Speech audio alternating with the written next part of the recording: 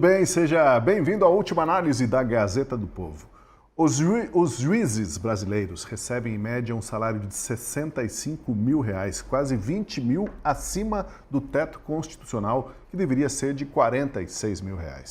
Mas para o vice-presidente do Supremo, o ministro Alexandre de Moraes, esses valores não representam uma remuneração digna. Durante o Encontro Nacional do Poder Judiciário, que acontece em Florianópolis, Moraes afirmou que não se deve ter vergonha de pedir aumento de salário para os juízes. E também pregou a volta do adicional por tempo de serviço, que já foi extinto há 20 anos. O ministro Moraes afirmou ainda que há uma década o judiciário brasileiro vem sofrendo ataques coordenados nas redes sociais e que isso só ocorre porque o judiciário daqui é o mais forte do mundo. Olha, para debater essa confissão de megalomania de Alexandre de Moraes e outros temas de destaque de hoje, eu convido você a permanecer com a gente no Última Análise, que está começando. E tem aqui no estúdio a presença do Guilherme Kilter. Tudo bem, Kilter? Bem-vindo. Tudo bem, Tosi. Obrigado. Boa noite a você, meus caros colegas de bancada aí. Marcília, muito bom vê-lo novamente. Júlia Luci, principalmente toda a nossa audiência aí da Gazeta do Povo. Terça-feira é dia de Júlia Luci aqui no Última Análise. Salve, Júlia, bem-vinda. Tudo bem? Boa noite, Tosi, Guilherme, André, nossa querida audiência. E André Marcília com a gente. Tudo bem, Marcília?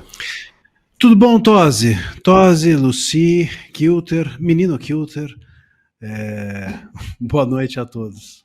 Obrigado, vô Marcília. Temos uma jovem bancada hoje, né? Somando aí as idades, nós uma dois, média de uns 25. Joga lá pra baixo.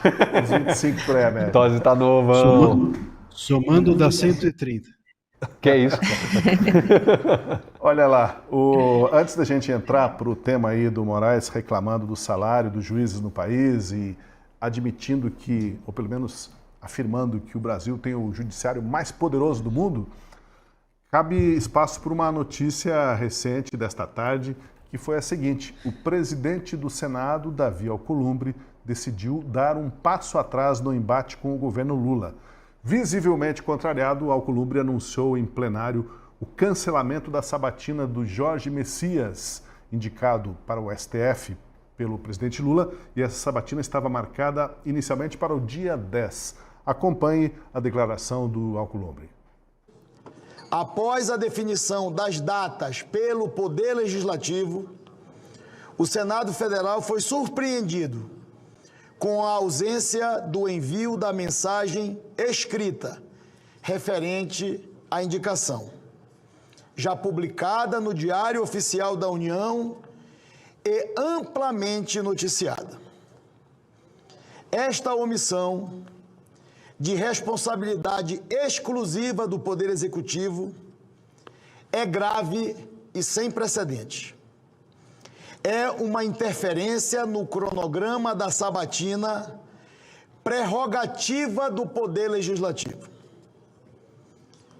Por fim, para evitar a possível alegação de vício regimental no trâmite da indicação, diante da possibilidade de se realizar a sabatina sem o recebimento formal da mensagem, esta presidência e a Comissão de Constituição e Justiça do Senado Federal determinam o cancelamento do calendário apresentado. Está aí, o Davi Alcolumbre recuou, segundo ele, por uma questão regimental, Marcília. Agora, a situação do Jorge Messias melhora com isso, com esse adiamento, ou na verdade o embate continua e a situação ficou pior para o Alcolumbre e uma pessoa ressentida pode levar esse confronto para outros níveis também, né, Marcília?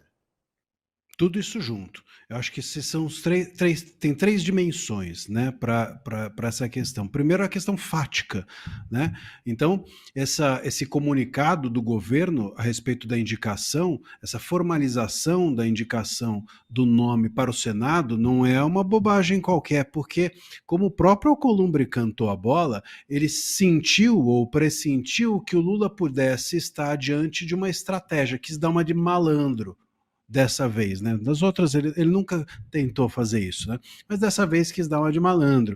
E por quê? Porque, bom, eu vou indicar o Messias. Como eu não consegui negociar, né, a tempo o nome do Messias, ou suficientemente, não consegui os votos necessários, o que eu faço? Deixa o Messias fazer essa batina. Se ele passar, bom, fico de bico calado. Se ele for reprovado, eu, Lula, levanto aqui o regimento, chamo o VAR e digo, opa, não teve a comunicação formal, então a rejeição do Messias está anulada. Essa, me parece, poder ter sido a tentativa do Lula, e o Alcolumbre, diante dessa possibilidade, falou, não, então cancela tudo sem sabatina. Você primeiro formalize e depois a gente marca a sabatina. O ponto é que isso mostra uma tensão imensa entre os dois. Então, o nome do Messias, não é que as pessoas até estão falando assim, mas o Messias agora vai ter mais tempo para ver a negociação. Ao contrário, na minha leitura, o Messias fica mais desgastado do que nunca esteve. O nome do Messias, eu acho que está, se não saiu, está para sair da mesa. Porque, claramente, esse movimento do Lula de fazer essa estratégia de deixa o Messias passar pela sabatina e se não der eu peço anulação, é porque claramente não deu certo a negociação do nome do Messias. E claramente, do outro lado, o Alcolumbre está dizendo, eu quero que vocês se explodam. Eu não estou nem aí se o Messias vai ou não passar. Portanto, o Messias ele sai queimado dessa história toda. Creio eu que o nome do Messias sai da mesa. E aí resta saber o que cada um vai fazer, que aí é outra questão. Por isso que eu falei, são 3 dimensões. A outra dimensão é saber o que o Lula vai fazer, e a outra é saber o que o Alcolumbre vai fazer. O que o Alcolumbre vai fazer, eu não tenho dúvida, é chicotear o governo federal até ele sangrar loucamente enquanto a vontade dele não for feita. E isso pode, de repente, durar até as urnas do ano que vem. Do outro lado, a gente não sabe o que o Lula vai fazer. Ele pode nomear o Pacheco, por exemplo, para tentar fazer um gesto e agradar o Alcolumbre. Ou ele pode pensar em um outro nome e reiniciar as negociações até que ele tenha esses votos suficientes e aí sim indique, formalize e aí a sabatina venha. Portanto, eu creio que a única coisa concreta que me parece diante do que nós vimos hoje o Alcolumbre fazer é, primeiro, há uma guerra declarada entre Alcolumbre e Lula. Primeira coisa. Isso não afeta, inicialmente pelo menos, o STF ou o puxadinho que eles têm lá entre eles, o consórcio. Mas há uma guerra declarada entre Alcolumbre e Lula. E a segunda coisa de concreto que me parece, posso estar enganado, mas que me parece o nome do Messias vai para o fim da fila, no mínimo. Pois é, agora, Júlia Lucy, quando a briga escala nesse ponto, alguém vai sair chamuscado, né? Resta saber quem. Com certeza, eu concordo com o André. Não há a menor dúvida que essa situação trouxe um transtorno gigantesco, uma exposição vexatória para o Messias. Eu não sei se ele não pode vir a ser mais uma vez indicado, porque o que a gente sabe de bastidor é que o presidente Lula não conversou com Davi Alcolumbre antes de fazer a indicação do Messias. É claro que esses nomes já estavam sendo aventados e começou uma torcida para o lado do senador Rodrigo Pacheco, uma torcida vinda não apenas do senador Davi Alcolumbre, presidente do Senado, mas de outros senadores também, por um motivo muito óbvio: indicar Rodrigo Pacheco seria um sinal de prestígio para o Senado. Então, do lado do Davi Alcolumbre, faz todo sentido buscar essa vaga por este motivo, porque você abre uma porta para que futuros presidentes de Senado venham a ser indicados ao Supremo. É como se você inaugurasse uma espécie de tradição. Afinal de contas, nesse sistema em que o Senado se submete praticamente à vontade do Executivo e, consequentemente, à vontade do Judiciário, é como se houvesse uma retribuição pela submissão estabelecida, de uma forma tácita. Mas não foi o que aconteceu. Lula ignorou essa expectativa. Essa expectativa também era a mesma do ministro Alexandre de Moraes, que gostava da ideia do nome do Pacheco, assim como também Gilmar Mendes. Eram os 2 principais ministros que apareciam ali na torcida por Pacheco. Só que Lula decidiu não atender essa expectativa, porque deve muitos favores ao Messias. Ele tem uma história longa ali ao longo do PT, já teve diversas oportunidades para demonstrar sua lealdade, e inclusive fez uma tese de doutorado em que ele escreveu sobre o papel ativo do Supremo Tribunal Federal e apoiou esse papel ativo. Então, ele é uma pessoa que tem ali uma visão que se alinha por completo ao que o presidente Lula precisa. Se vier um futuro mandato do presidente Lula, que a gente espera que não aconteça, mas se viesse, então você teria ali um ministro absolutamente alinhado à vontade desse grupo político. O Pacheco não necessariamente, porque o Pacheco ele tem uma vida política própria, né?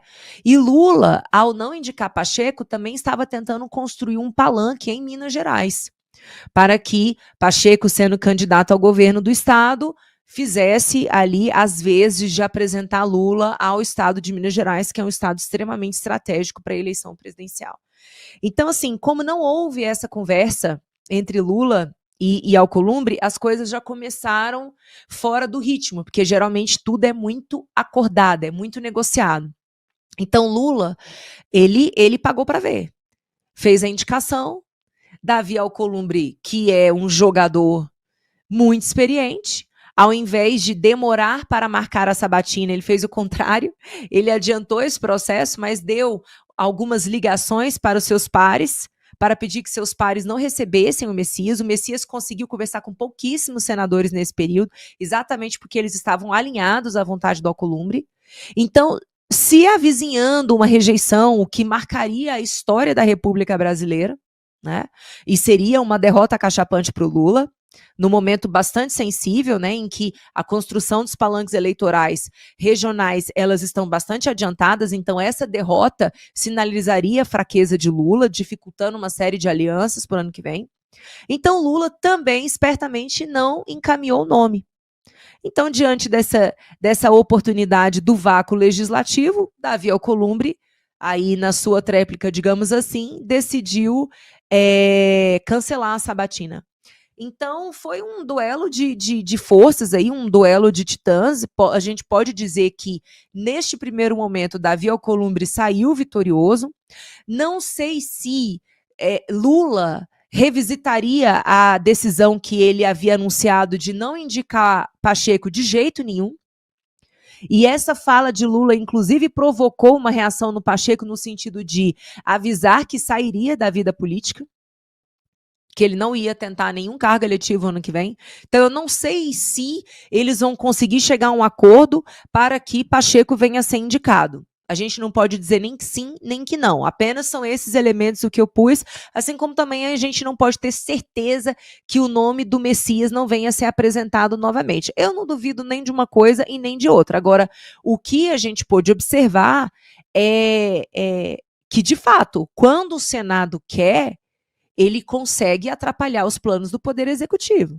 Esse ato do Davi Alcolumbre, por mais que a gente não goste dele, pela omissão dele em pautar o impeachment, por exemplo, de ministro supremo, mas neste episódio ele demonstrou a força do Senado Federal, que deveria mostrar em diversas outras ocasiões o porquê da existência do Senado Federal brasileiro. Marcília, parece que a gente vai ouvir o Kilton, mas Marcília ia fazer menção a alguma coisa que você disse aí, Juliano. Não, só quero deixar o registro de que se o Messias, se ele acontecer, se ele continuar sendo o eleito aí do Lula, nós estaremos diante de um fato que poderíamos chamar de histórico, né? Que seria a volta do Messias. E ainda tem Melhore, tem Marcília. outra volta, não, tem outra volta a gente ainda, né, Marcília? pede tanto por isso, né? Não, e a questão Esperamos tanto por isso. Queremos a volta do E aí outro vem Messias. esse tem Messias. outra volta. Queremos a volta do Messias que o Moraes prendeu. Amém, amém. Bom, Kilter, falando de Messias, das chances do Messias, o Messias está rejeitado, né? Não o Messias original, mas esse aí está visivelmente rejeitado por uma boa quantidade de senadores. O Alcolumbre fez recuo aí, mas... Alcolumbre lavou as mãos. Mas o que dizer... Até o final do programa, o Marcílio já citou, já fez uma referência a todos os personagens bíblicos aí. Estou só esperando quem vai ser o Barrabás nessa história. Reis magos. Mas, enfim, eu já até me perdi na pergunta aqui. Segue o jogo. Então, Tosi, se tem uma coisa que eu aprendi na marra, na política, é que quem manda, quem controla o jogo é o centro. Não adianta. Quando o centro quer fazer alguma coisa, não tem nada que impeça. Seja um impeachment de um presidente, seja uma indicação ao STF, seja qualquer projeto de lei para pautar, para aprovar ou para reprovar. Se o centro quer, eles conseguem. E aí, claro, sempre tem o jogo das tesouras, os bastidores, aquilo que roda por trás que a gente não fica sabendo. Isso acontece muito. Agora, essa tensão entre o Alcolumbre e o Lula é uma clara evidência disso. Imagine se o Alcolumbre fizesse esse jogo duro com qualquer outra pauta. Se ele fizesse isso com o IOF, que foi derrubado pelo STF, se batesse de frente com o STF, se batesse de frente com outras indicações do Lula, como foi o Flávio Dino e o Zanin. O Flávio Dino, inclusive, tinha uma rejeição muito grande já, por ser ex-governador, por ter ali os seus casos, as suas próprias investigações, por ter se declarado comunista. Ele já tinha a sua própria rejeição. Se o Alcolumbre tivesse expressado um pouco de descontentamento ou mexido um pouquinho dos pauzinhos para que isso não acontecesse, facilmente não teria passado a indicação do Dino. Agora, essa oposição clara que ele faz ao Messias é uma grande oportunidade que ele vê de colocar o nome dele. Concordo com os meus colegas que nessa queda de braço, quem sai vitorioso, até agora pelo menos, é o Alcolumbre, porque o Lula sofre um desgaste muito grande de não conseguir emplacar o nome que ele queria como presidente da República indicar e já sofre ali uma resistência muito grande logo de cara no Congresso. Veja que não foi nem na votação em plenário, não foi na votação na CCJ, não. Foi sequer na leitura do procedimento na CCJ. Então, de fato, o Alcolumbre se impôs ali e conseguiu mostrar quem manda. Quando o centro resolve agir, resolve fazer, não tem quem impeça. Agindo Deus, quem impedirá, né, Marcílio? Pois é, mas a situação do Messias aí se complicou porque até o almoço que ele tinha marcado com a bancada do PL lá foi desmarcado de última hora porque o pessoal do PL, né, disse, olha, vá conversar com os teus amigos lá, com os governistas. Não vem com a gente, porque daqui você não vai tirar voto. Então, até essa indigestão ele teve hoje, que o almoço não caiu bem, nem saiu o almoço com a bancada do PL. Mas olha só, vamos lá. Florianópolis cedia nesta semana o 19º Encontro Nacional do Judiciário, promovido pelo Conselho Nacional de Justiça, o CNJ. E falando para uma plateia composta basicamente de juízes e promotores, o ministro Alexandre de Moraes reclamou dos salários do sistema de justiça. Segundo ele, tem gente em outras carreiras ganhando bem mais do que juízes, e é preciso não ter vergonha de defender uma remuneração digna. Confira. Então, a segurança institucional é muito importante. E a segurança institucional passa por medidas que fortaleçam a independência do Poder Judiciário, a real independência do Poder Judiciário, que fortaleçam a infraestrutura do Poder Judiciário, que fortaleçam a carreira do Poder Judiciário. Veja, nós não podemos ter vergonha de defender uma remuneração digna, transparente, obviamente, mas digna. Senão nós vamos continuar perdendo magistrados que prestam concurso para consultor da Câmara, para consultor do Senado, porque lá podem, além do salário, advogar. Não. Mas sempre de forma transparente. Nós temos que defender a valorização da carreira com a volta de adicional por tempo de serviço. Foi um erro isso. Não é possível que alguém que ingresse ganhe a mesma coisa que alguém que está 40 anos e que o aposentado depois perca vários benefícios e tenha um decréscimo gigantesco nos seus vencimentos.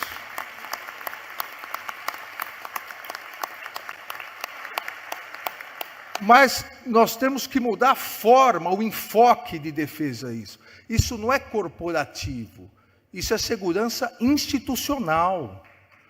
Isso é garantia dos melhores entrarem e dos melhores permanecerem. Olha, o pessoal ali bateu palma e bateu efusivamente palmas em vários momentos da fala do ministro. E como vocês reagem se não batendo palmas aí? Quem que vai puxar primeiro as palmas? O Moraes está em campanha, né, Marcília? Está em campanha para ser presidente do sindicato dos magistrados aí. Está fazendo discurso de palanque, de fato. Olha só, um pouco de contexto aqui, ó. Vamos lá. O Brasil, no ano passado, gastou 146 bilhões de reais com o Poder Judiciário. É 1,61% do nosso PIB, enquanto a média dos outros países fica em 0,37% do PIB.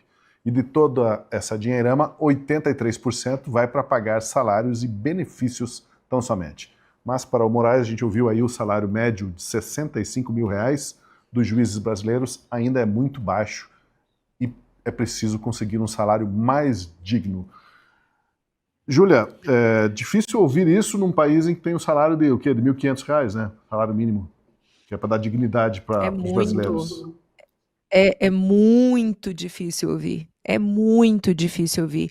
E o fato de o ministro Alexandre de Moraes falar com essa naturalidade só prova que ele realmente vive numa bolha, porque ele não tem a menor ideia de como esse discurso dele vai ser acolhido fora daquele ambiente que ele está.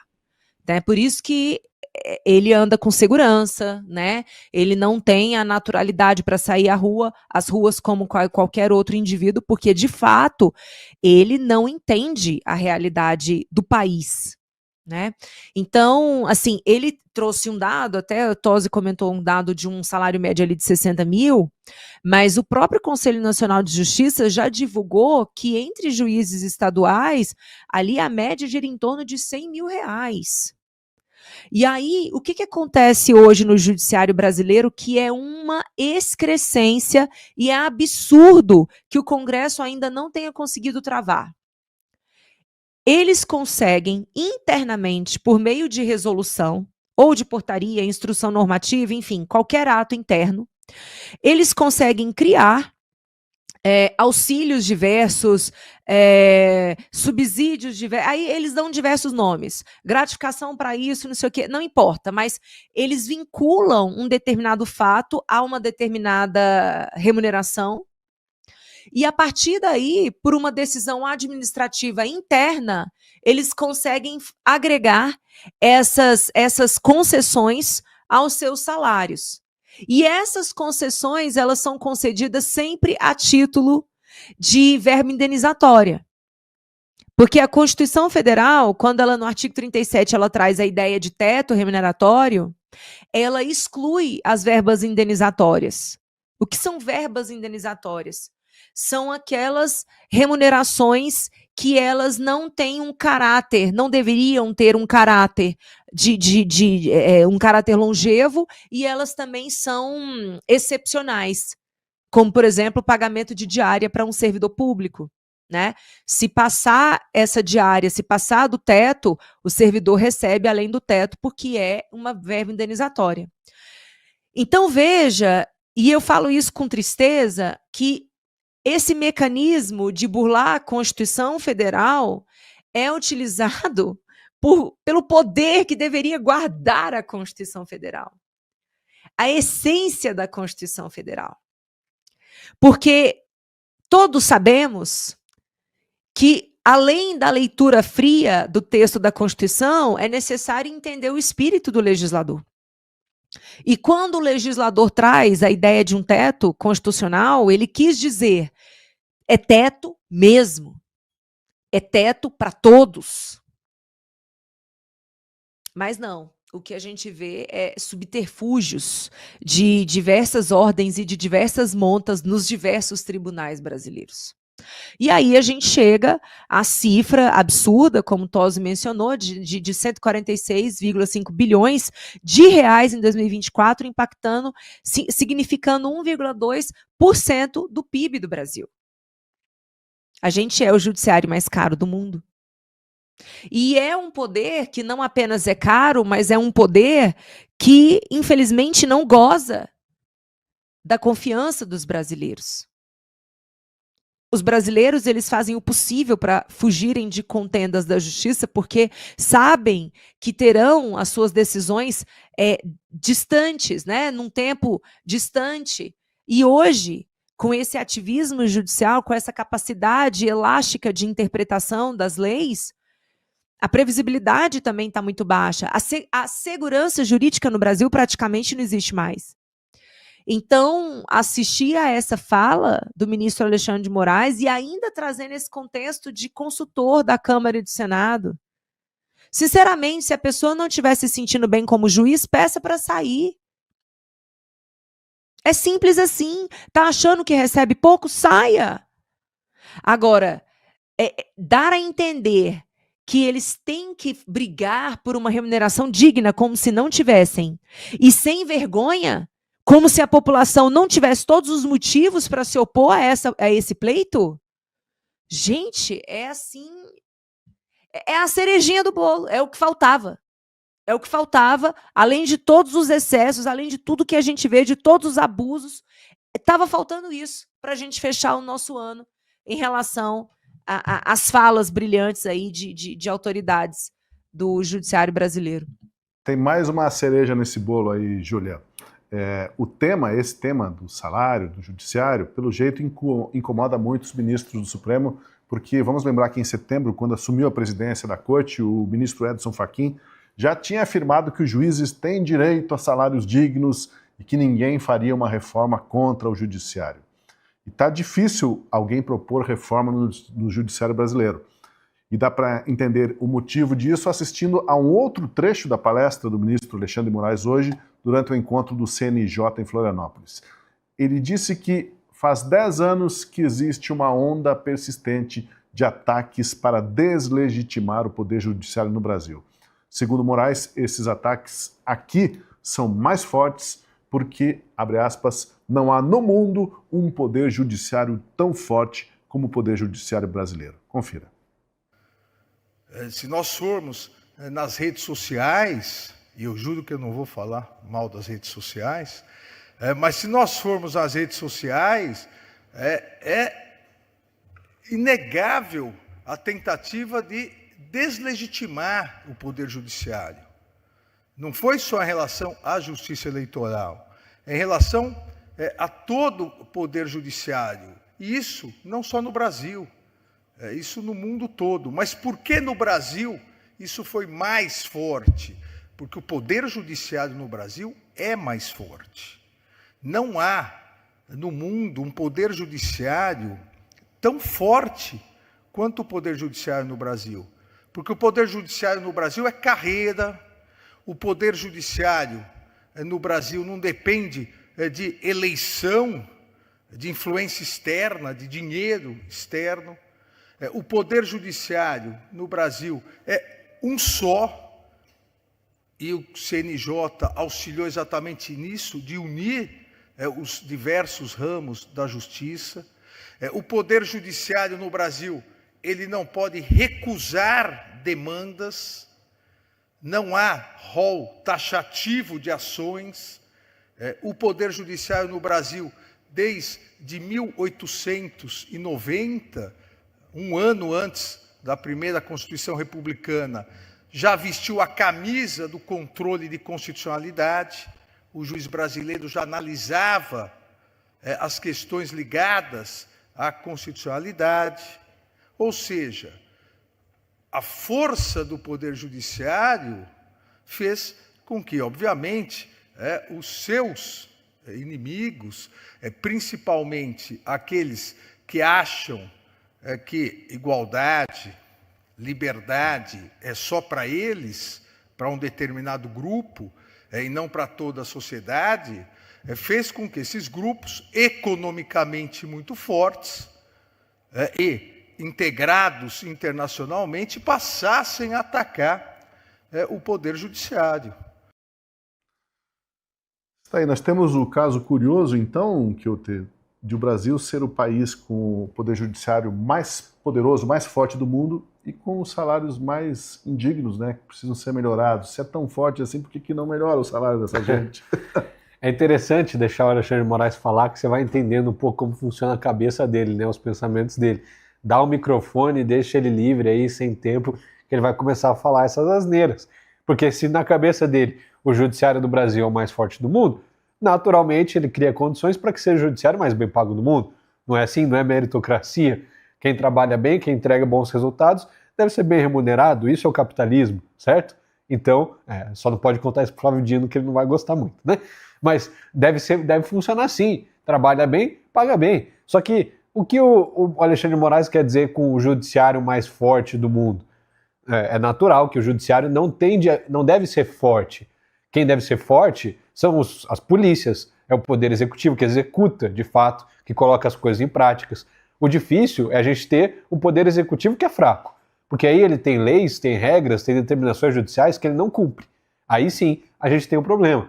O poder executivo tem que ser forte para cumprir as políticas públicas estabelecidas na lei e na Constituição. Qual que é o problema de você dizer que tem um judiciário forte? Porque você coloca esse poder naturalmente acima dos outros, quando ele deveria ser um poder que faz a intermediação, ou melhor dizendo, que ele recebe ele é acionado, porque ele não pode agir de ofício, diferente do executivo e do legislativo, que o executivo ele está toda hora produzindo e aplicando as políticas públicas, e o legislativo toda hora produzindo, alterando e adequando as leis do nosso país. O judiciário, ele intermedia duas partes, a parte acusadora e a parte acusada, e ali ele vai ter de determinar algo. Ou seja, se o judiciário do Brasil é muito forte, é porque tem algum problema. Está tendo que atuar toda hora, é porque está dando alguma coisa errada no Brasil. E o pior, a questão é, será que é forte porque trabalha bem ou será que é forte porque produz maus resultados?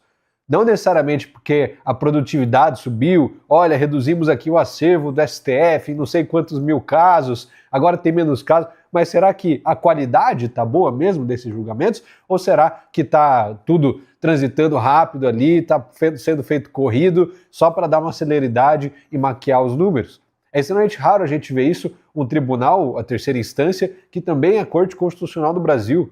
Isso, naturalmente, gera uma lentidão nos processos. Todo mundo sabe, um processo que você recorre até a terceira instância costuma levar 10, 15, 20 anos para ser julgado, se entrar em pauta. E só entra em pauta quando você contrata um escritório de advocacia muito influente dentro do STF. E é assim que a banda toca no Brasil. Mas para Alexandre de Moraes, isso é ser um tribunal forte. Talvez porque a esposa dele tem um escritório de advocacia muito forte, talvez porque as esposas de outros ministros têm um escritório de advocacias muito forte também nesse sentido, porque justiça de fato não há. Se alguém abre um escritório de advocacia amanhã e quer pegar um caso no STF, todo mundo sabe que não vai acontecer. Que você tem que ter ali um mínimo do tráfego de influência, tem que saber com quem falar, tem que ter os contatos certos, as pessoas certas. Não é assim que a banda toca. E os juízes, naturalmente, assumem papel de celebridades. Vai ver em países envolvidos, nos Estados Unidos, na Alemanha, na Suíça, se os juízes daqueles países têm todo esse protagonismo, dão palestras, dão entrevistas, participam do trâmite político, como o Gilmar Mendes anuncia aos 4 ventos que ele recebe todo mundo no seu gabinete. Isso não existe em qualquer país do mundo. Isso revela a fragilidade. O próprio fato do Alexandre de Moraes estar num evento falando esse tipo de coisa, que tem que aumentar o salário deles, que tem o judiciário mais forte do mundo, já evidencia que algo de errado não está certo. Então sim, nós temos que melhorar, tem sim que reduzir o salário, o gasto do judiciário, porque é inadmissível a gente gastar 1,6% do PIB com o poder do judiciário aqui no Brasil, quando países desenvolvidos gastam 0,3%.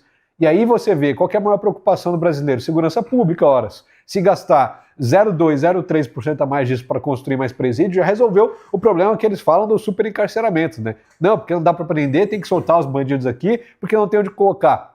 Não tem lugar para os presidiários, oh meu Deus, os direitos humanos. Pronto, reduz os salários, reduz os honorários, a gente consegue construir mais presídio, consegue remunerar melhor os policiais, consegue tornar o Brasil um país mais seguro. Talvez nesse sentido, vale se esperar um pouco ali no Bukele ou Salvador, porque de fato, Se tem um judiciário forte no Brasil, eu ainda não fiquei sabendo qual que é, não. Marcília, dá a impressão que a gente está diante de um caso explícito de megalomania. Porque, veja, se o Brasil tem o judiciário mais forte do mundo, e o Alexandre de Moraes é o juiz mais forte do Brasil, então ele é o próprio juiz do mundo. Com quem que o Donald Trump foi se meter, Marcília? Ai, gente, a gente fica... É incrível, né? O Brasil, a gente bate palma para louco dançar o dia inteiro, né? Impressionante. Olha, tem algumas coisas que eu queria comentar, são muitas, eu vou só fazer alguns pequenos recortes. O primeiro deles é no estilo, na forma. É impressionante como o Moraes não sabe falar, né? Ele tem uma dificuldade mesmo para poder... A gente percebe, ele tem dificuldade de se expressar, né? Talvez por isso que ele odeie tanto a liberdade de expressão. Vocês podem ver que ele fica repetindo as palavras poder judiciário e independência infinitamente. É um negócio assim constrangedor. Nesse vídeo, se você pegar os dois, juntar os dois, impressionante. O poder judiciário, ele não sei o quê. O poder judiciário, ele não sei o quê. Ele não conhece sinônimo. Ele não sabe trocar uma palavra, o léxico. Ele não conhece o léxico, ele não tem repertório. Poder judiciário isso, poder judiciário aquilo, a independência, e o poder judiciário, é o dia inteiro isso. Impressionante a incapacidade que ele tem de se articular mesmo, é um negócio que chama atenção. Mas, enfim, aqui é só um traço de estilo ou de falta de estilo. A outra questão que eu queria abordar é o seguinte, esse discurso de que é necessário ter salários e não sei o que, mais salários, ele está ali falando para os magistrados, mas como ele acumula muitas funções, ele podia ir amanhã no sindicato e dos médicos também, porque ele está desconfiando aqui dos laudos do general Heleno, ele também podia ir ali no sei lá como chama, o Conselho de Medicina, CRM, né, Conselho Federal, CFM, sei lá se é isso, Federal de Medicina, depois ele podia... eu ia falar na OAB, mas é melhor deixar para lá. Ele podia ir, enfim, no Sindicato dos Carcereiros, já que ele que está cuidando dos réus do dia 8, ele podia ir, e assim por diante, falar do salário de todos eles. É claro que o Moraes tem toda a razão, ele merece o salário mais digno do universo, porque ele exerce todas as funções. Eu já disse aqui, inclusive, outras vezes, o Moraes, o dia que ele quiser se aposentar, entrar com uma ação trabalhista contra o Estado, ele vai ganhar uma fortuna da gente por acúmulo de função. Ele já exerce umas 25 funções de saída. Ele é o juiz, ele é o promotor, ele é o réu, ele é a vítima. Aliás, o réu é o único que ele não exerce ainda, mas ele é o perito, ele é o médico, ele é o tudo, ele faz todas as funções, ele sempre joga squash, ele nunca joga tênis. Então, claro, uma pessoa que faz todas as funções merece o salário mais digno do mundo, e é por isso que ele acha que o poder judiciário é tão forte. Ele não percebe que o judiciário forte é um judiciário ilegal. O judiciário que é tão forte porque é ativista. O judiciário é forte, eu vou fazer que nem ele, ficar repetindo. O judiciário é forte porque é um judiciário ativista. O judiciário é forte porque o judiciário vai além das suas funções. O judiciário é forte porque ele faz o trabalho que não é dele, que é de ficar passivo e julgar. Então esse é um trabalho que o Moraes, ou o trabalho do judiciário, é um trabalho que ele não conhece. É por isso que ele quer... se acha tão forte, que é uma remuneração tão grande. Outra coisa que me chamou a atenção é como as pessoas, né, que estão ali, está falando para um público, né, uma plateia de magistrados, e aí tem um flash que aparece as pessoas, a gente vê todo mundo ali muito mal vestido, muito desnutrido, pessoas passando fome, né, aquelas pessoas todas ali recebendo um salário muito indigno. Eu até flagrei, não sei se vi bem, mas tinha uma ali comendo até um pedaço de pão amanhecido do dia anterior, de tanta fome que deve estar passando.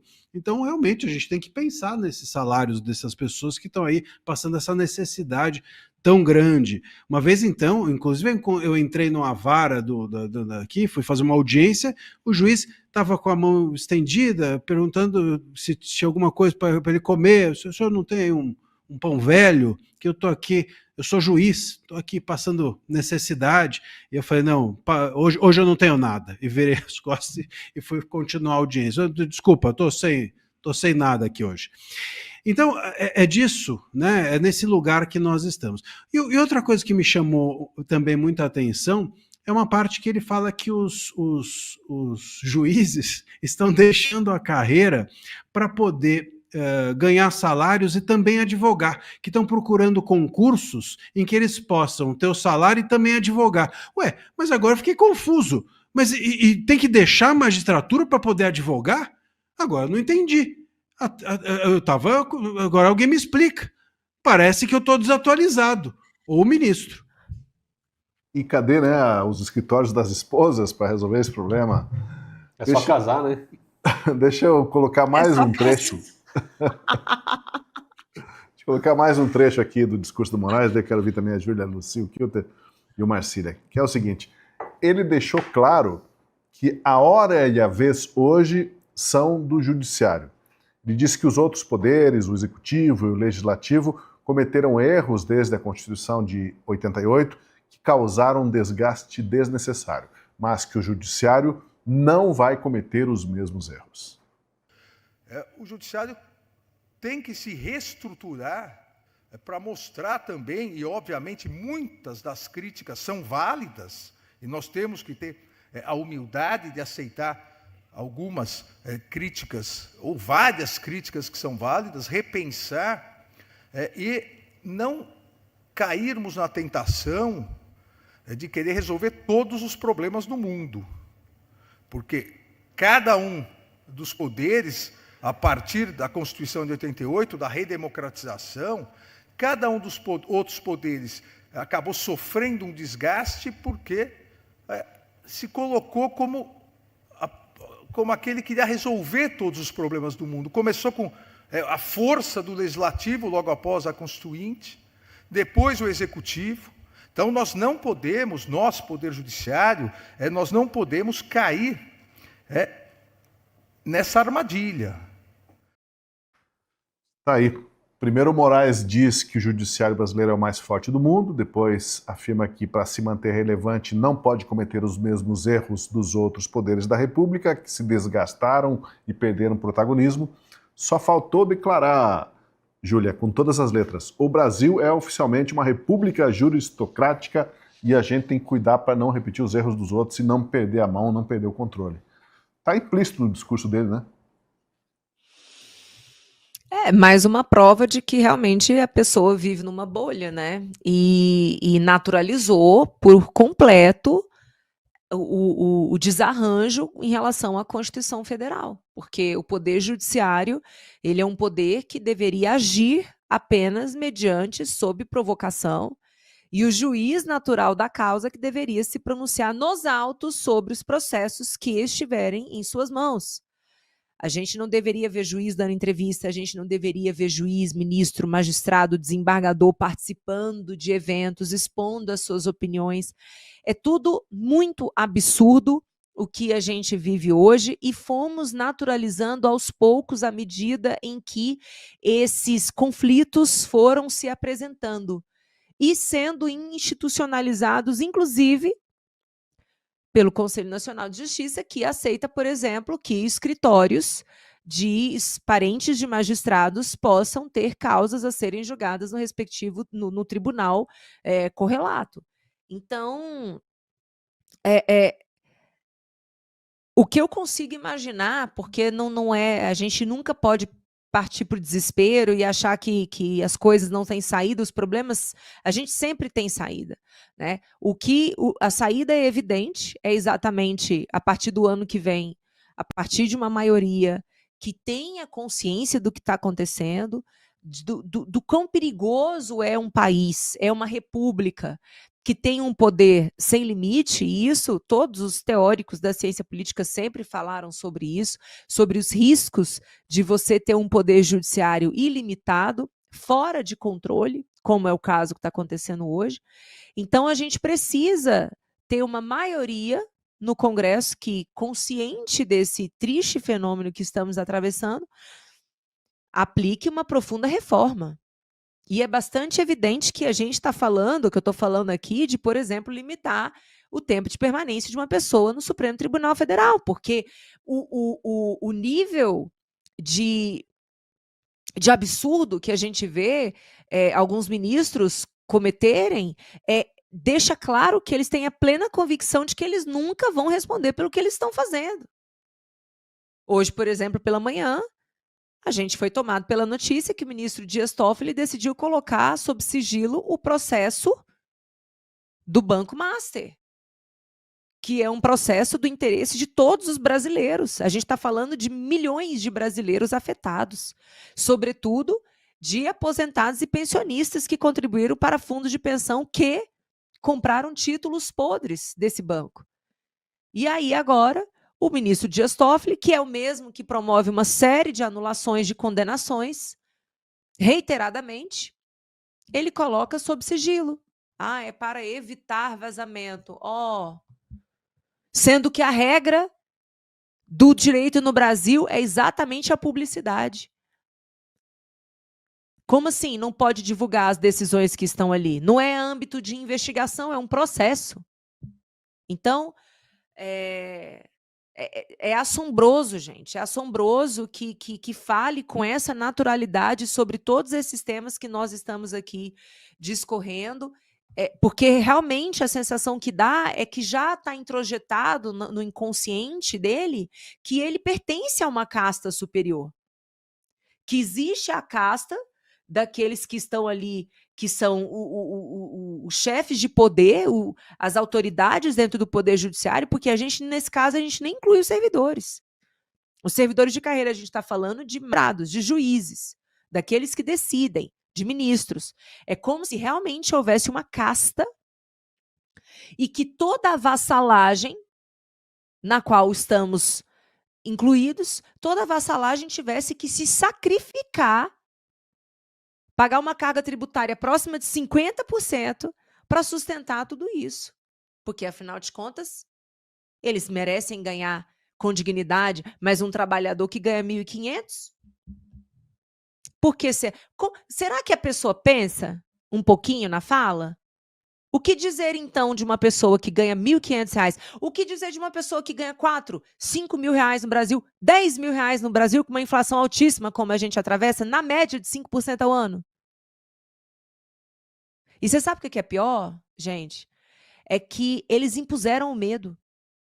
Eles criaram uma espiral de silêncio no Brasil por meio do medo. Porque uma fala como essa deveria colocar o povo na rua, protestando intensamente. Só que hoje as pessoas estão com medo. A gente não vai ver reação do povo diante disso. Eu tenho um trecho, e é o último trecho, eu prometo, da fala do ministro Moraes hoje no CNJ, e esse eu separei para você, viu, Marcília? Presta atenção aí que você vai comentar esse aqui. É bastante revelador. Ele reclamou que muitos juízes e tribunais não respeitam os precedentes das instâncias superiores e que isso atrapalha a segurança jurídica no país. Nós temos que respeitar os precedentes. Nós podemos rediscuti-los, mas nós temos que respeitar. Porque se nós não respeitamos os nossos precedentes, como que nós vamos obrigar os demais poderes a respeitarem? Se uma autoridade não obedece uma decisão de um juiz de primeiro grau, ele não vai gostar. Então, por que o juiz de primeiro grau não quer respeitar o precedente do TJ, ou do TRF, ou do TRT?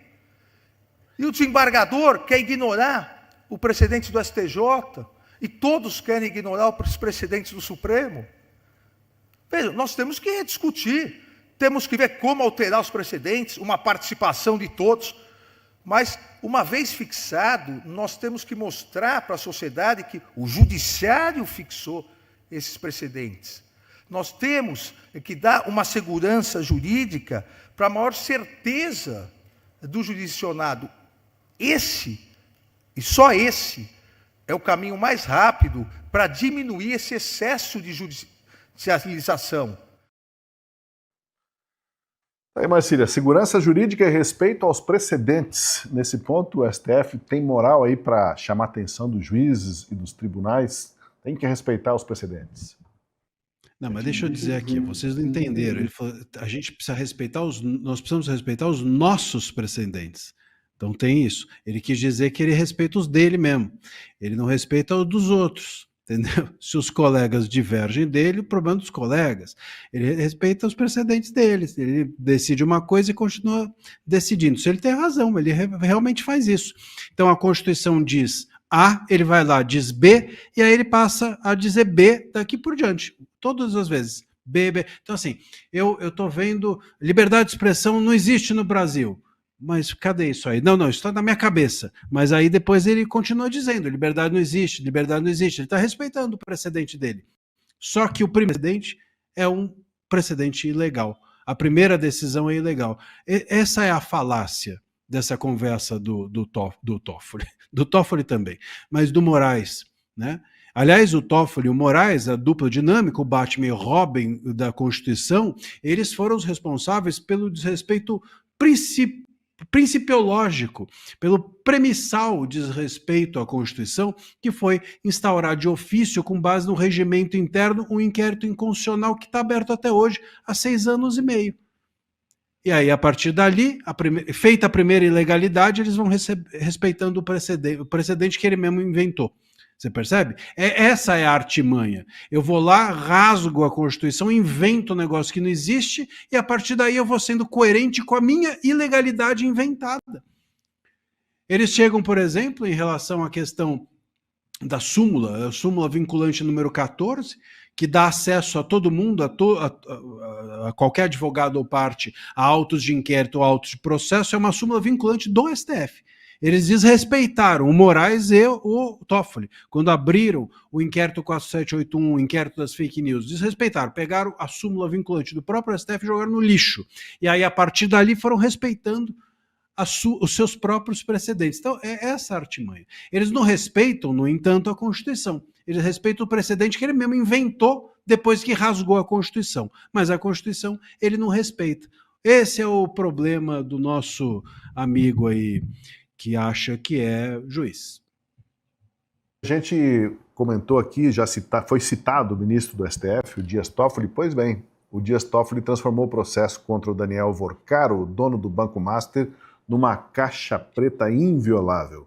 Lembrando que o processo subiu da primeira instância para o Supremo porque haveria documentos que mencionavam relações de Vorcaro com um deputado federal que tem prerrogativa de foro. Mas por que o Dias Toffoli decretou sigilo máximo no processo? E aí cabe revelar aqui algumas informações incômodas que podem estar ligadas à decretação deste sigilo. Veja essa notícia de abril de 2024. Com ações no STF e no STJ, Banco Master patrocina evento com juízes. Agora, atentem ao detalhe. A programação oficial não tem o logotipo do banco entre os patrocinadores, embora o presidente da instituição, Daniel Vorcaro, tenha custeado a palestra do britânico Tony Blair, o ex-primeiro-ministro britânico. Para entreter a plateia de brasileiros, houve um debate entre o ex-premier do Reino Unido e o Daniel Vorcaro. Agora, uma palestra do Tony Blair, segundo o jornal britânico Daily Mail, costuma ficar na casa de 120 mil libras esterlinas, ou cerca de 750 mil reais. Nesse caso, foi bancada pelo Banco Master. Do STF participaram do encontro os ministros Alexandre de Moraes, Gilmar Mendes e Dias Toffoli. Na época, o Banco Master informou a reportagem do site Poder 360 que não quis que o nome da empresa constasse como patrocinador do evento em Londres, por uma questão de estratégia de marca. Está tudo explicado então, né? Você vai e gasta uma fortuna para financiar, patrocinar um evento onde estão os ministros do STF, e não foi só esse evento, teve pelo menos outros 4 em Nova York, Paris, Roma, internacionais, e aí o Toffoli dá essa canetada e tranca tudo, ninguém vê nada, e curiosamente que não dá para ver nenhuma movimentação no processo, nada. Pois é, Tosi, é curioso, eu estava pensando aqui, se essa estratégia de marca funciona tão bem, e se o PCC resolve fazer a mesma coisa? Será que daria certo também, né? Se as facções criminosas, o Comando Vermelho resolve... Não, já sei, sabe o que eu vou fazer? Eu vou pagar aqui para os juízes um curso, vou pagar para os juízes uma palestra, um evento, uma viagem, umas férias, um salário a mais, e aí tá tudo resolvido. Uma estadia no spa do Morro do Alemão? Não ia? No Morro do Alemão não, né? Manda para fora. Ele manda para a própria Alemanha, né? Para conhecer o alemão lá pessoalmente. Então, é claro que essas estratégias sempre tem um êxito de 100%. Não tem, é 10/10. Funciona todas as vezes. E aí a gente volta na fala do Alexandre de Moraes. Nós temos, de fato, o judiciário mais forte do mundo. O Brasil tem o judiciário mais forte do mundo. Quando você vê esse tipo de notícia, o juiz... vale lembrar também que esse processo subiu para o STF com uma velocidade impressionante, né? Foi só achar, não, tem um deputado aqui, puxa já, e o Toffoli já caneta e acabou. Tá em sigilo, e não se fala mais nesse assunto, e deixa que a gente resolve daqui para frente, ou não resolve, né? Se foi para isso que o evento ali aconteceu. Agora, baita estratégia do Daniel Vorcaro aí, do Banco Master, é só você pagar aí uma palestra para um ex-primeiro-ministro, um britânico, um estrangeiro, se coloca na posição de debate, naturalmente os ministros ali já vão te admirar, né? Vão achar você o máximo, não, esse cara é top, com certeza o Toffoli está protegendo o Vorcaro, porque ele ganhou o debate do Tony Blair, não tenho dúvida disso, deve ser um baita debatedor e só por isso ganhou a administração dos ministros. Todo mundo sabe no Brasil como as coisas funcionam. E existe sim uma troca de favores ad eterno. Não é à toa que a Lava Jato foi enterrada quando estava chegando perto dos ministros do STF e eles imediatamente acordaram e colocaram ponto final. Esses juízes, eles não respeitam a Constituição, não respeitam a lei ou sequer o interesse do povo brasileiro, mas sim os seus próprios interesses, aquilo que é mais interessante para eles. Se o Daniel Vorcaro não quis exibir o Banco Master no evento com os ministros por uma estratégia de marca, certamente os ministros não querem expor as suas relações institucionais com o Banco Master, também por, claro, estratégia de marca do STF. Acho que esse é um bom nome, já que a Constituição não aplica mais, a lei da magistratura também não aplica mais, vamos colocar a estratégia de marca do STF, afinal, já estão vendendo gravata, já estão entrando nessa linha aí, né, de vendedores, então acho que é uma boa estratégia de marketing, Otosi. Você não anuncia aí quem patrocina os jantares, quem patrocina ali as benécias dos superministros e a coisa vai tudo bem no nosso Brasil. É preciso lembrar que o Ricardo Lewandowski, hoje ministro da Justiça, integrou um comitê do Banco Master após ele se aposentar da corte. O escritório da esposa de Alexandre de Moraes também foi contratado para defender o banco. Um outro ponto ainda para destacar está nessa notícia aqui, ó. A mulher de Dias Toffoli já foi sócia do advogado do dono do Banco Master. A Roberta Maria Rangel, a mulher do Toffoli, foi sócia de Valfrido Vardi em 2021. O tal Valfrido é um dos defensores do dono do banco. Mas isso não seria impedimento para o Toffoli atuar, absolutamente. Não, pelo menos, pela jurisprudência do próprio Toffoli, o precedente dele. Como disse o Marcília, os ministros criam precedentes para si mesmos. Em 2023, Toffoli anulou a multa de 10,3 bilhões de reais para a JIF dos irmãos Batista. E não se considerou impedido de agir no caso, apesar de a mulher dele integrar o time de advogados da JIF. No mesmo ano, 2023, o Supremo declarou inconstitucional o dispositivo do Código de Processo Civil que impedia o juiz de julgar qualquer causa em que a parte fosse cliente de um escritório de advocacia atendido pela esposa ou por algum outro parente. O STF considerou que a proibição era excessivamente ampla. Estamos, portanto, diante de uma situação em que o Supremo já criou os tais precedentes e Moraes avisou: o judiciário brasileiro é o mais poderoso do mundo, respeitem-se os precedentes. Mas, Marcília, precedente aqui, precedente acolá, cadê a ética e a moralidade diante de um caso como esse? Esse caso é muito sério, né? Porque ele já tinha sido solto por uma desembargadora, depois de 4 pedidos feitos para a mesma desembargadora, aí no quarto ela enfim se convenceu. Falou, agora, pensando bem, depois de 3 vezes, li o pedido agora e me convenceu. E aí foram ver, a desembargadora também já tinha sido defendida pelo mesmo advogado do Vorcaro, em uma situação anterior. Já não está certo, né? Ela já devia ter se declarado suspeita. Não é assim que funciona. Depois ele vai para o STF por conta da relação dele da relação desse caso com um parlamentar citado na Operação Compliance Zero, na qual o Vorcaro resultou na prisão dele. Só que esse parlamentar estava sendo investigado pelo Nunes Marques, e aí o processo vai para o Toffoli.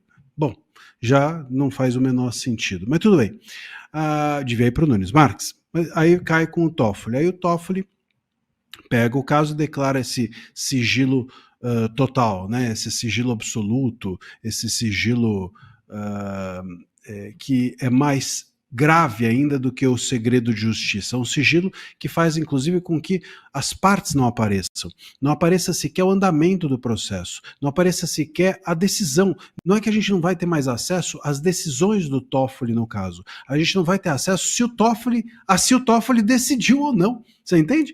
A gente, portanto, está totalmente no escuro daqui para frente. É uma completa caixa preta lamentável que está se formando ali dentro do STF. E aí, a cereja do bolo é que eles vão atrás. Aliás, a Gazeta do Povo deu essa notícia hoje. Eu acho que até foi um furo da Gazeta, não sei, espero ter sido, mas mencionando que a esposa do Toffoli foi sócia do advogado do Vorcaro.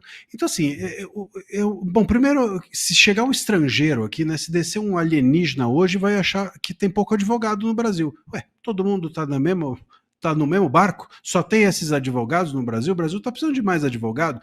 Bom, não é isso. É que existe uma casta da advocacia que é uma turminha e que está ali toda sempre se relacionando. E isso é que é grave, e é isso que a gente vem denunciando, e é isso que a gente vem, inclusive, denunciando que a OAB protege, ou se volta, ou serve a esse tipo de advocacia, ou a essa casta da advocacia, melhor dizendo, porque não estou aqui dizendo que é boa ou ruim essa advocacia, estou dizendo que é uma casta mesmo, que é a casta que advoga para tribunais superiores. Eu sou especializado em tribunais superiores, dizem esses advogados. Eu queria muito saber o que é isso. O que é ser especializado em tribunais superiores?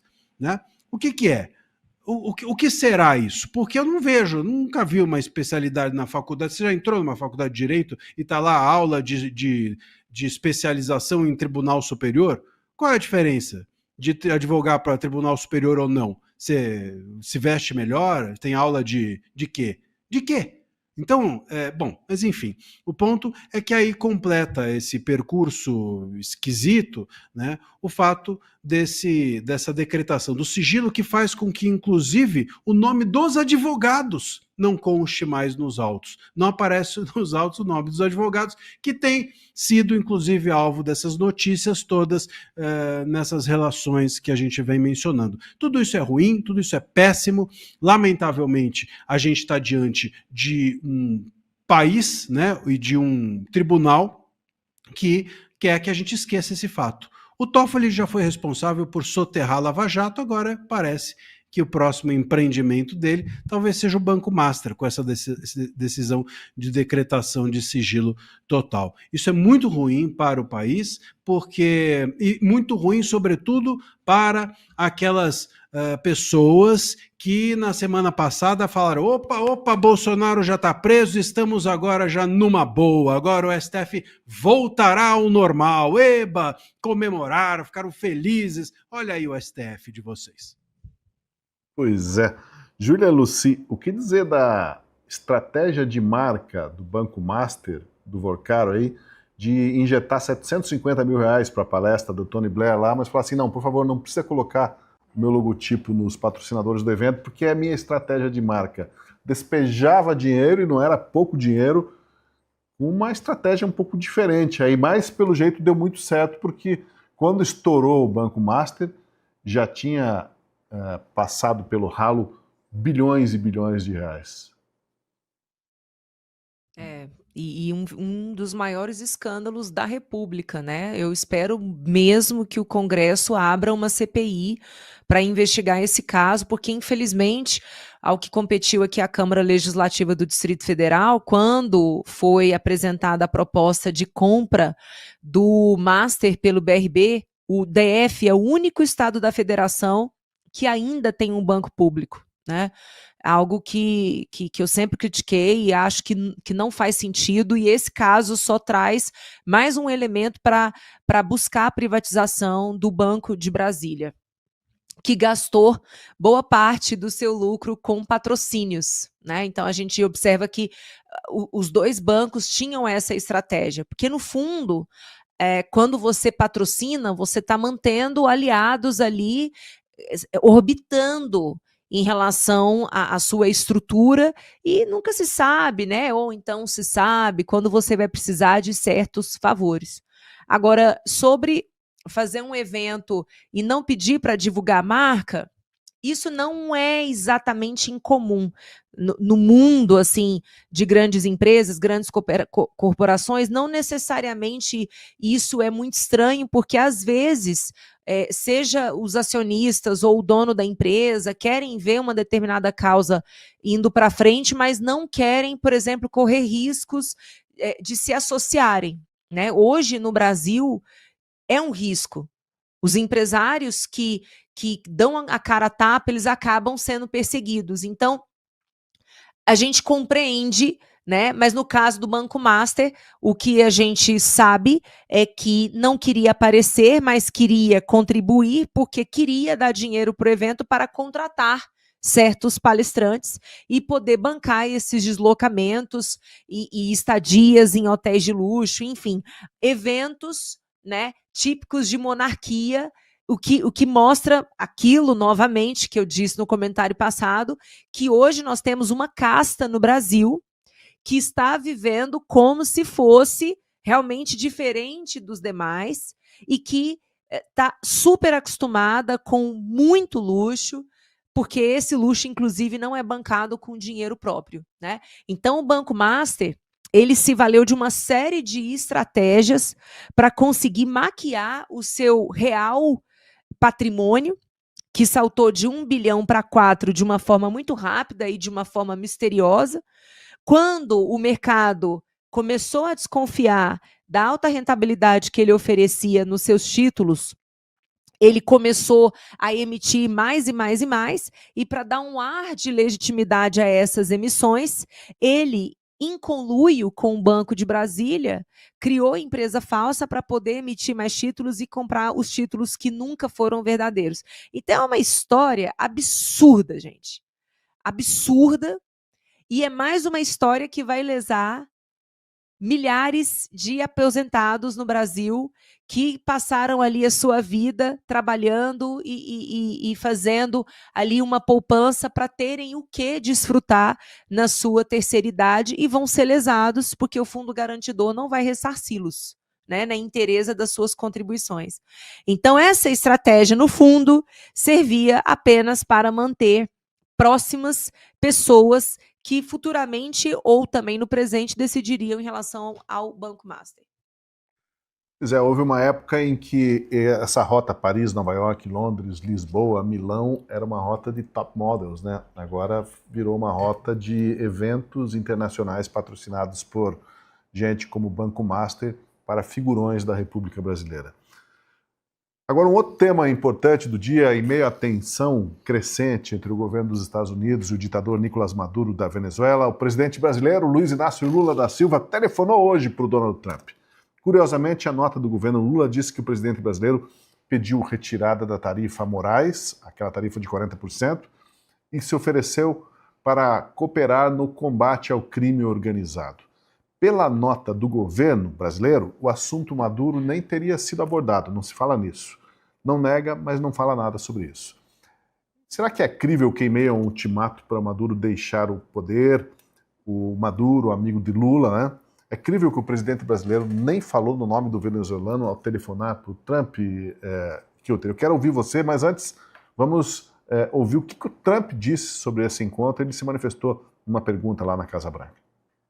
You had a call with Brazil's President Lula today. Can you tell us what you discussed? Yeah, we had a great talk. We talked about trade. We talked about sanctions, because, as you know, I sanctioned them, having to do with certain things that took place. But we had a very good talk. I like him. Very good. We had some good meetings, as you know, but we had a very good talk today. Yes, I did. Foi uma conversa boa, uma boa conversa, e é isso. Falamos sobre sanções por causa de algumas coisas que aconteceram no Brasil, mas não avançou assim para aquilo que o Lula quer, que é tirar de uma vez as sanções. Agora, será que eles se falaram por telefone sem tocar no nome do Maduro? Não duvido, Tosi. É até normal que não se fale em assuntos espinhosos assim, em conversas oficiais, ligações oficiais como essa. Agora, é impressionante a gente notar como mudou o tom do Trump com relação ao Brasil, o Lula, o que for. Se a gente rebobina a fita aqui, os programas de 6 meses atrás, a gente comentando entre as relações Brasil e Estados Unidos, o Trump, a tarifa, Magnitsky, estava fervilhando, né, o negócio estava pegando fogo. Agora o Trump colocou o pé no freio, falou, não, eu sancionei eles por causa de algumas coisas, nem fala o nome do Moraes, nem fala o nome do Bolsonaro, inclusive, foi preso pelo Alexandre de Moraes, o Elon Musk já saiu do governo, então assim, o negócio esfriou completamente. Agora, resta a gente saber se existe um plano por trás disso. A gente sabe que é o Marco Rubio que está negociando as sanções, as tarifas com o governo Lula e que o diálogo com o Marco Rubio especificamente não tem sido dos melhores. Quem sabe o Trump não está fazendo o papel do bom policial, né, e o Marco Rubio do mal policial. Isso é muito comum em governos, quando você tem ali um dos secretários, um dos ministros escolhidos para fazer esse papel,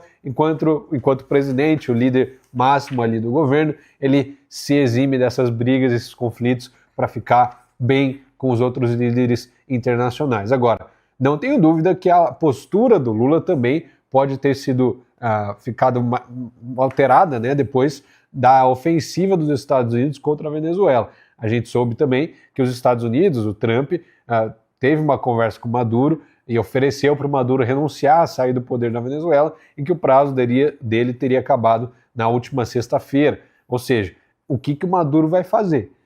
Ficou um clima ali tenso, porque a gente não sabia se ele poderia ter fugido ao Brasil, porque uma das suas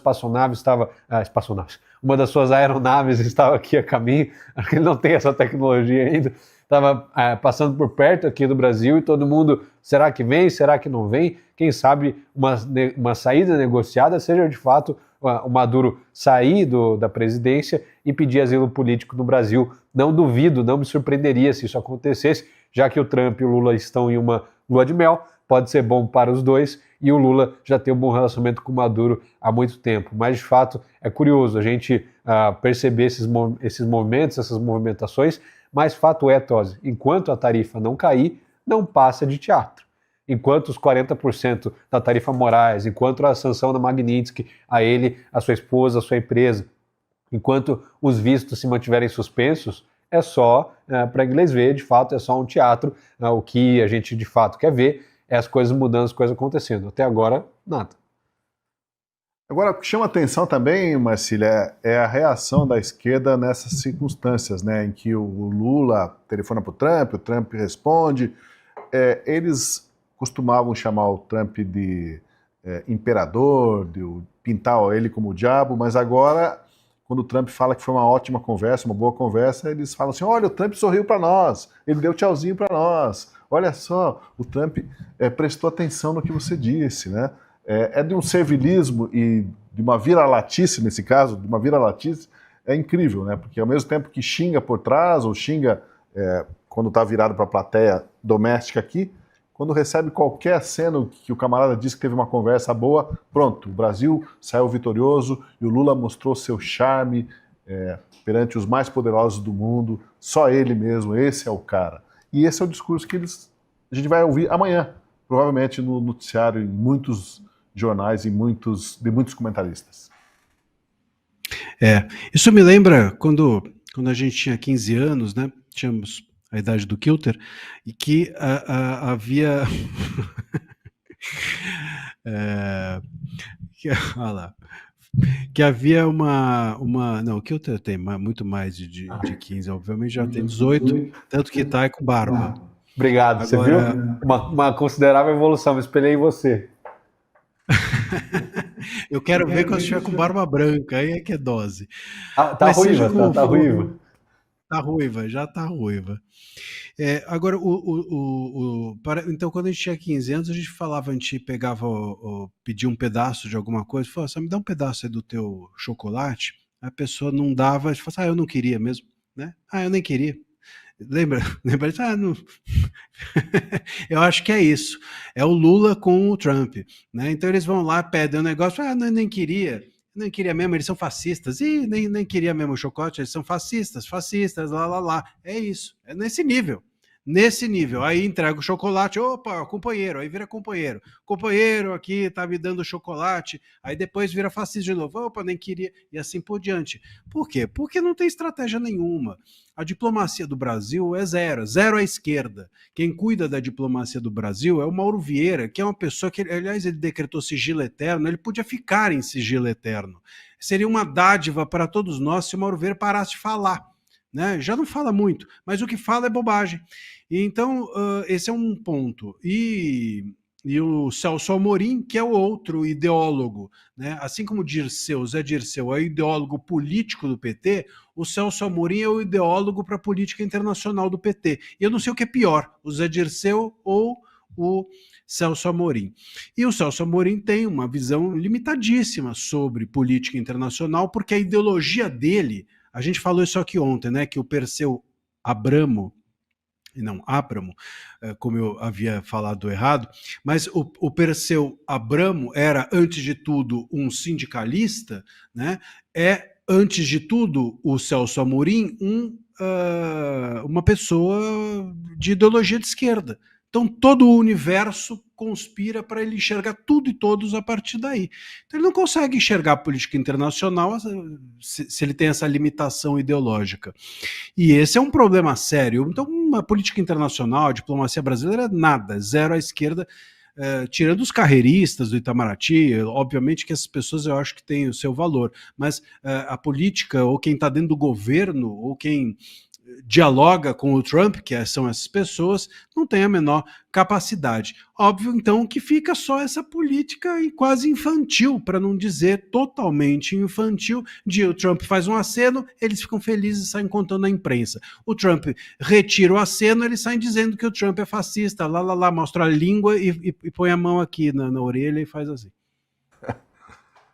Agora, Júlia, é fato que o pessoal aí ligado ao governo, os louvadores de plantão das habilidades diplomáticas do Lula vão dizer assim, olha, o Trump atendeu o telefone do Lula e conversou por 40 minutos. Não sei se foi 40 minutos, né, porque a gente tem que sempre descontar o tempo da tradução, o tempo em que deixa em espera a ligação, né, mas para todos os efeitos, 40 minutos hoje da agenda do Trump é muita coisa, né. Provavelmente 35 foi só nos entretantos ali e o tradutor tentando entender futebol, o que falando de futebol. Jabuticaba. E o Lula tem uma dificuldade de entender também, né? A ciência ele tem essas travas, né? Para ele é mais difícil. Mas vão celebrar o telefonema, né, Júlia? Claro. E assim, também vamos assim ser justos. Não é diante de todo o cenário, né? É uma construção, sim. É claro que é uma construção tardia. A gente precisa lembrar que o Donald Trump está no poder já há muito tempo. Os outros chefes de Estado foram convidados para a cerimônia de posse. Já tiveram as suas conversas com o presidente americano. Eles não aceitaram que os seus países amargassem essas taxas durante muito tempo. A gente viu Japão, México, Canadá, Austrália, países europeus, todos eles tiveram os seus chefes de Estado ou o presidente da República ali negociando com o presidente Trump assim que houve o anúncio das tarifas. E essa questão tarifária lá nos Estados Unidos, gente, ela é uma faca de dois gumes. Eu acompanho de perto a política americana e posso dizer para vocês que o Trump, ele sofreu um desgaste por causa disso. E para gente que é liberal, é um desgaste absolutamente previsível, né? Inclusive, quando ele anunciou essas tarifas, eu critiquei bastante e continuo criticando, por mais que a gente entenda o pano de fundo, a ideia que ele tem de reindustrializar os Estados Unidos, ele conseguiu levantar, sim, recursos a partir dessas tarifas, conseguiu, inclusive, fazer uma distribuição de $2.000 a cidadãos americanos mais carentes, mas o fato é que, internamente, desde o anúncio dessas tarifas, ele sofre resistência, ele enfrenta diversas crises. E aí aconteceu o que seria óbvio também, né? que é uma inflação que veio atrelada à subida de preços. Então, o Brasil, ele contribui com a mesa do americano. É uma parceria já muito antiga, já há muitas empresas que dependem dessas compras. Então, desde que Trump anunciou essa tarifa, o Trump conseguiu sofrer uma pressão muito grande. Então, era uma questão de tempo ele abrir mão disso, certo? Agora, se as conversas que foram feitas contribuíram para isso, se o Brasil apresentou um plano, ou se não, se foi apenas uma desistência do Trump em virtude desse cenário interno que eu trouxe aqui para vocês, não tem como a gente afirmar. Mas é óbvio que do lado do PT vai ser alardeado como uma grande vitória, como já foi quando parte dos produtos brasileiros perdeu a tarifa de 40%. A gente viu essa comemoração acontecer. Eu vejo várias pessoas, converso com muitas pessoas esquerdistas, acompanho a mídia esquerdista, porque a gente tem que monitorar como eles divulgam as coisas, a gente tem que sair da nossa bolha também para ter noção de país. E foi bastante comemorado quando Trump retroagiu, sendo que não foi vitória nenhuma do Brasil. Os 40% iniciais que foram retirados de alguns produtos não foi resultado de uma reunião com o Vieira. O Trump simplesmente decidiu acolher o pedido dos seus eleitores, muitos empresários que estavam pedindo isso, né? Fora também, como eu já disse, a questão inflacionária, que hoje é um problema lá nos Estados Unidos. Trump está enfrentando essa dificuldade lá interna, né? Agora, essa segunda retirada, se ela vem em decorrência de outras reuniões ou não, a gente não sabe, mas é claro que o PT vai saber explorar isso muito bem, a gente já tem que estar preparado para isso, né? E assim, é como a gente também precisa reconhecer que se houve em algum momento um objetivo político a essas taxas, que é uma interrogação que eu coloco, porque não é porque estava naquela carta que é a verdade dos fatos, porque na política a gente sabe que existem situações que são colocadas de uma forma que não são verdadeiras, são blefs, certo? E o Trump é muito bom de blefar, inclusive, e isso internamente nos Estados Unidos, todo mundo sabe do que eu estou falando. Ele costumeiramente avança e retroage, inclusive isso é fórmula de negociação que está no livro dele, né? Agora, se houve em algum momento uma intenção política por trás dessa taxação dos produtos brasileiros, a gente pode afirmar que ela falhou. Se houve. A gente não sabe da real intenção que estava na cabeça de Donald Trump. Só um registro aqui sobre a conversa entre o Trump e o Lula. Eu perguntei aqui se era crível que eles não teriam falado sobre o Maduro. E agora saiu uma nota aqui, sim, dizendo que o Lula disse ao Trump que a ação militar na Venezuela teria efeitos colaterais. Mas o Trump não deu muita conversa para ele, não deixou ele falar sobre o assunto e tocou adiante. Também nem prometeu qualquer revisão de tarifas. Começa a vazar agora como teria sido a conversa, né? Só foi simpático e ponto, né? Enfim, a gente ainda verá os desdobramentos dessa história. Quero agradecer muito André Marcília pela sua presença, prazer novamente ter você com a gente aqui no Última Análise. Júlia Lucy, valeu.